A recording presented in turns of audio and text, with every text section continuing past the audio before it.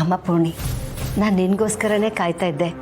ಪಾಪ ಪೂರ್ಣಿ ಕೆಲಸ ಹೇಳಿಬಿಟ್ಟೆ, ಇಷ್ಟೊತ್ತಾದರೂ ಬರಲಿಲ್ಲ, ಎಲ್ಲಿ ಹೋದ್ಲೋ ಏನು ಅಂತ ಅನ್ಕೋತಾ ಇದ್ದೆ. ಇಲ್ಲ ಅತ್ತೆ, ಕ್ಯಾಬ್ ಸಿಗೋದು ಸ್ವಲ್ಪ ಲೇಟ್ ಆಯಿತು. ತಗೊಳ್ಳಿ, ನೀವು ಹೇಳಿದ ಸೀರೆ. ಥ್ಯಾಂಕ್ಸ್ ಅಮ್ಮ. ಸಾರಿ, ನನಗಿವತ್ತು ತುಂಬ ಸುಸ್ತಾಗ್ತಾ ಇತ್ತು, ಅದಕ್ಕೆ ಇದನ್ನು ತೊಗೊಂಡು ಬರೋಕ್ಕೆ ನಿನ್ನನ್ನು ಕಳಿಸ್ದೆ. ತಪ್ಪು ತಿಳ್ಕೊಬೇಡ. ಅಯ್ಯೋ, ತಪ್ಪು ತಿಳ್ಕೊಳ್ಳೋ ಅಂಥದ್ದು ಏನಿದೆ? ನೀವು ಹೇಳಿದ ಕೆಲಸನ ಮಾಡೋದು ನನ್ನ ಕರ್ತವ್ಯ. ಸೀರೆ ಸರಿ ಇದೆ ಅಂತ ನೋಡ್ಕೊಳ್ಳಿ, ನಾನು ಹೋಗಿ ಅಡುಗೆಗೆ ರೆಡಿ ಮಾಡ್ತೀನಿ.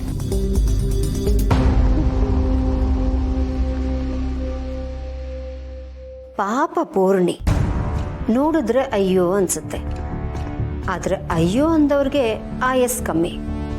ನನ್ನ ಆಯಸ್ಸು ಹೆಚ್ಚಾಗಬೇಕು ಅಂದರೆ ಇವರನ್ನೆಲ್ಲ ಅಯ್ಯೋ ಅನ್ನಿಸ್ಬೇಕು.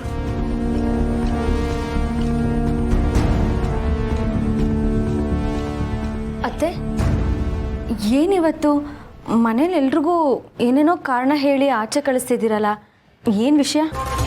ನಾನೆಲ್ಲ ಆಚೆ ಕಳಿಸ್ದೆ. ಅವಿ ಮತ್ತೆ ಅಭಿ ಆಫೀಸಿಗೆ ಹೋದ್ರು, ಭಾವ ಮತ್ತೆ ನನ್ನ ಯಜಮಾನ್ರು ಕೆಫೆಗೆ ಹೋದ್ರು.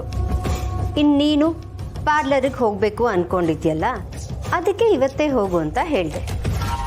ಮತ್ತು ಪೂರ್ಣಿ? ನನಗೆ ಯಾಕೋ ಇವತ್ತು ಮೂಡ್ ಸರಿ ಇರಲಿಲ್ಲ, ಒಬ್ಳೇ ಇರಬೇಕು ಅಂತ ಅನ್ನಿಸ್ತು. ಮನೇಲಿ ನೀವು ಯಾರೂ ಇರಲಿಲ್ಲ, ಅವಳೊಬ್ಳೇ ಮನೆಯಲ್ಲಿ ಮೂಗ್ ಬಸ್ವಿ ಹಾಗೆ ಬಿದ್ದಿರ್ತಾಳಲ್ಲ, ಅದಕ್ಕೆ ಅವಳನ್ನು ಕಳಿಸ್ದೆ. ಇಲ್ಲ ಅತ್ತೆ, ನನಗನ್ಸುತ್ತೆ ನೀವೇನೋ ಪ್ಲ್ಯಾನ್ ಮಾಡಿದ್ದೀರಾ. ಏನದು? ಇಲ್ಲ ಅಂದಿದ್ರೆ ನೀವು ಈ ಥರ ನಿಮ್ಮ ಕೆಲಸನ ಪೂರ್ಣಿಗೆ ಹೇಳಿ ಮಾಡಿಸ್ತಿರ್ಲಿಲ್ಲ. ಅದು ಆಫ್ಟರ್ ಆಲ್ ಈ ಸೀರೆ ತರಿಸೋದು ನಿಮ್ಮ ದೊಡ್ಡ ವಿಷಯ ಅಲ್ವೇ ಅಲ್ಲ. ನಿಮ್ಮ ತಲೆಯಲ್ಲಿ ಬೇರೆ ಏನೋ ಓಡ್ತಿದೆ ಅತ್ತೆ. ಬೇರೆ ಏನಾದರೂ ಪ್ಲ್ಯಾನ್ ಇದೆಯಾ? ನನ್ನ ಪ್ಲ್ಯಾನ್ಗಳ ಬಗ್ಗೆ ತಿಳ್ಕೊಳ್ಳೋಕೆ ನಿನಗೆಷ್ಟು ಆಸಕ್ತಿ ಅಲ್ವಾ ದೀಪಿಕಾ? ನಾನು ಏನೇ ಮಾಡಿದ್ರು ಅದೆಲ್ಲ ನಿನಗೋಸ್ಕರನೇ. ನಾನಿವತ್ತು ನಿನಗೆ ತುಳಸಿಯವರೇ, ಅಭಿ ಅಭಿ ಮಹೇಶ ಎಲ್ಲಿದ್ದೀರಾ? ಭಾವ, ಏನಿವತ್ತು ಇಷ್ಟು ಖುಷಿಯಾಗಿದ್ದೀರಾ? ನೀವು ಕೂಗ್ತಾ ಇರೋರು ಯಾರೂ ಮನೇಲಿಲ್ಲ. ನೀವು ಖುಷಿಯಾಗಿರೋದಕ್ಕೆ ಕಾರಣನ ನಾವು ತಿಳ್ಕೊಬೋದಲ್ವಾ? ಡೆಫಿನೆಟ್ಲಿ ನೀನೇ ತಿಳ್ಕೋಬೇಕು. ನಿನ್ನ ಕಾರ್ ಕದ್ದಿದ್ರಲ್ಲ ರೌಡಿಗಳು, ಅವರು ಪೊಲೀಸವ್ರಿಗೆ ಸಿಕ್ಕಾಕೊಂಡಿದ್ದಾರೆ.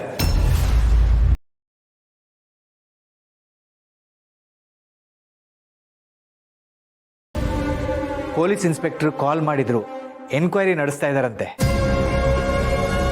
ಆದಷ್ಟು ಬೇಗ ಸತ್ಯ ಏನು ಅನ್ನೋದು ಆಚೆ ಬರುತ್ತೆ. ಆಕ್ಸಿಡೆಂಟ್ ಮಾಡಿರೋ ಪಾಪಿಗಳಿಗೆ ಶಿಕ್ಷೆ ಆಗುತ್ತೆ. ಯಾಕೆ ಹಾಕಿ ಕೂತ್ಕೊಂಡು ಬಂದ್ರಿ? Poorni, happy news. ತುಳಸಿಯವರೇ ಬನ್ನಿ, ಸರಿಯಾದ ಟೈಮ್ಗೆ ಬಂದ್ರಿ. ಶಾರ್ವರಿ ಕಾರ್ ಕದ್ದಿದ್ದು ಕಳ್ಳರು ಅಂದ್ರೆ ನಿಮ್ಮನ್ನ ಚೇಸ್ ಮಾಡಿದ್ರಲ್ಲ, ಅವ್ರು ಸಿಕ್ಕಾಕೊಂಡಿದ್ದಾರೆ. ಎನ್ಕ್ವೈರಿ ನಡೀತಾ ಇದೆ. ಅಂದ್ರೆ ಆಕ್ಸಿಡೆಂಟ್ ಹೇಗಾಯ್ತು, ಯಾರು ಮಾಡಿದ್ರು ಅನ್ನೋದೆಲ್ಲ ಗೊತ್ತಾಗತ್ತೆ ಅಲ್ವಾ? ಖಂಡಿತ ಗೊತ್ತಾಗುತ್ತೆ. ಅಷ್ಟೇ ಅಲ್ಲ, ನಿಧಿ ಮತ್ತೆ ಸಮರ್ಥ್ ನಿರಪರಾಧಿಗಳು ಅಂತ ಈ ಕೇಸಿಂದ ಆಚೆ ಬರ್ತಾರೆ. ಎಂಥ ಒಳ್ಳೆ ವಿಷಯ ಇದು. ನಾನು ಈಗಲೇ ದೇವರಿಗೆ ತುಪ್ಪದ ದೀಪ ಹಚ್ಬಿಟ್ಟು ಬರ್ತೀನಿ.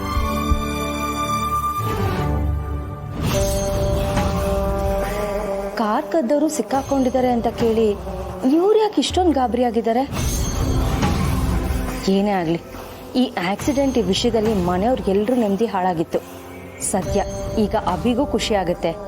ಇನ್ಮೇಲಾದರೂ ನನ್ನ ಜೊತೆ ಸ್ವಲ್ಪ ನೆಮ್ಮದಿಯಾಗಿರ್ತಾನೆ, ಅಷ್ಟು ಸಾಕು ನನಗೆ.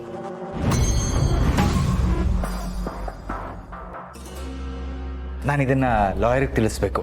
ಫರ್ದರ್ ಕೇಸ್ ಬಗ್ಗೆ ಡಿಸ್ಕಸ್ ಮಾಡಬೇಕು. ನಾನು ಈಗಲೇ ಕಾಲ್ ಮಾಡ್ತೀನಿ.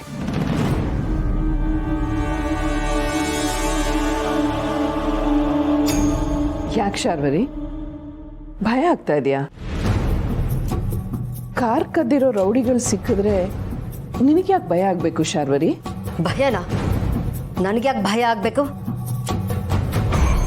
ಕಾರ್ ಕದ್ದವ್ರಿಗೂ ಆಕ್ಸಿಡೆಂಟ್ ಮಾಡಿದವ್ರಿಗೂ ನನಗೂ ಯಾವ ಸಂಬಂಧನೂ ಇಲ್ಲ.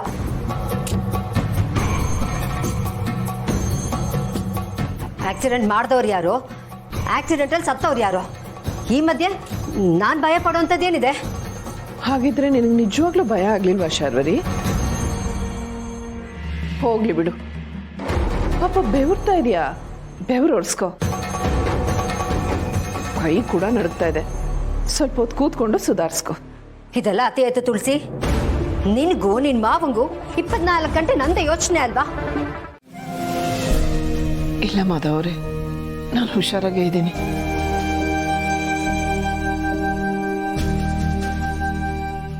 ಮನೆಗೆ ಪುಟ್ಟ ಕಂದಮ್ಮ ಬಂದಮೇಲೆ ನೀವು ನನ್ನ ಮರ್ತು ಬಿಡ್ತೀರಾ ಅಲ್ವಾ? ಹೌದೌದು, ಆ ಪುಟ್ಟ ಮಗು ಬಂದಮೇಲೆ ನಾನು ಆ ಮಗು ಜೊತೆ ನಾನು ಯಾಕೆ ಮನೆಯವರೆಲ್ಲರೂ ಆಟ ಆಡ್ತಾ ಕಾಲ ಕಳೆದ್ಬಿಡ್ತೀವಿ. ಆ ಮಗು ಬಂದಮೇಲೆ ಈ ಮಗು ಬಗ್ಗೆ ಯಾರು ಚಿಂತೆ ಮಾಡ್ತಾರೆ? ಇಷ್ಟೊತ್ತಲ್ಲಿ ಕೇಳೋ ಪ್ರಶ್ನೆನೇ ಇದು.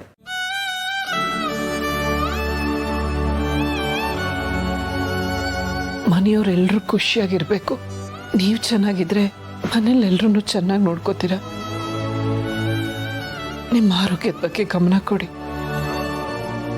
ಟೈಮ್ಗೆ ಊಟ ತಿಂಡಿ ನಿದ್ರೆ ಎಲ್ಲ ಮಾಡಿ ಯಾವುದ್ರ ಬಗ್ಗೆನೂ ಯೋಚನೆ ಮಾಡ್ತಾ ಕೊರಗಬೇಡಿ. ಪ್ರಪಂಚದಲ್ಲಿ ಯಾವುದು ಶಾಶ್ವತ ಅಲ್ಲ. ನಾವಾಗ್ಲಿ ನಮ್ಮ ಮನಸ್ಸಲ್ಲಿರೋ ದುಃಖ ಆಗ್ಲಿ ಯಾವುದು ಶಾಶ್ವತ ಅಲ್ಲ. ಎಲ್ಲನೂ ಮರೆತು ನಗ್ನಗ್ತಾ ಜೀವನನ ನಡೆಸಬೇಕು. ತುಳಸಿಯವರೇ, ಏನು ಹೇಳ್ತಿದ್ದೀರಾ ನೀವು? ನಿದ್ದೆಗಣ್ಣಲ್ಲಿ ಏನೇನೋ ಮಾತಾಡ್ತಾ ಇದ್ದೀರಾ. ಮನೇಲಿ ಖುಷಿ ಸಂತೋಷ ಎಲ್ಲ ತುಂಬಿ ತುಳುಕ್ತಾ ಇದೆ. ನಿಧಿ ಆಗಲಿ ಸಮರ್ಥ ಆಗಲಿ ತಪ್ಪು ಮಾಡಿಲ್ಲ ಅನ್ನೋದು ಸಾಬೀತಾಗ್ತಾ ಇದೆ. ಮಕ್ಕಳೆಲ್ಲ ಒಂದಾಗಿದ್ದಾರೆ. ಸಾಲದು ಅಂತ ನಮ್ಮ ಮನೆಗೆ ಪುಟ್ಟ ಮಗು ಬರ್ತಾ ಇದೆ. ಇನ್ಯಾಕೆ ನೋವಿನ ಬಗ್ಗೆ ಮಾತಾಡ್ಬೇಕು ನಾವು?